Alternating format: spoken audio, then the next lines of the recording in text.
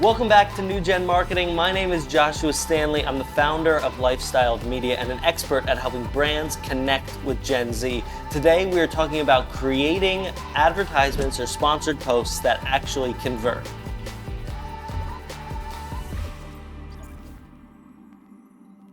Anyone can spend money and create a sponsored post or a promoted post on any number of platforms, but the real skill comes into creating a post that actually converts. So we're going to talk about today how to convert your regular visual content into a great sponsored post.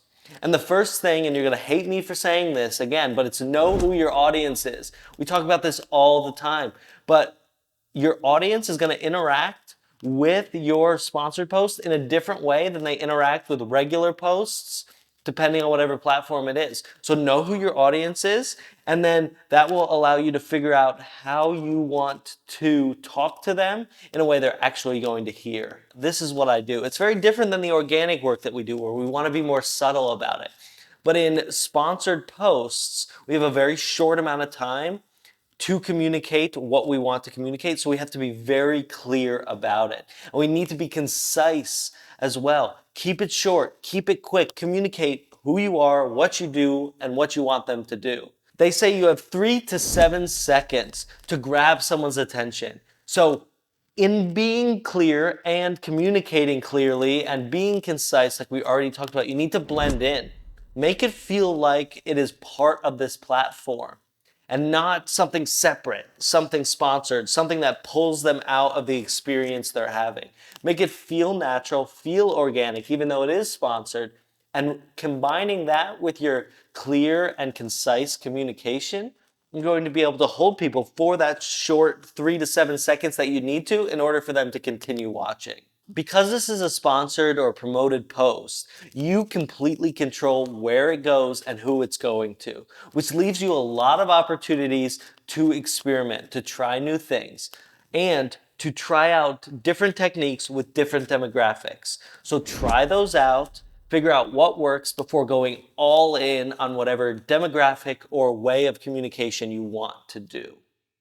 The last thing you need to make sure you have is a clear call to action. And this is true for organic content, but it goes back to the clear and concise communication. Is you have such a short amount of time with the people who are viewing your sponsored posts that you need to have a really, really clear, concise call to action.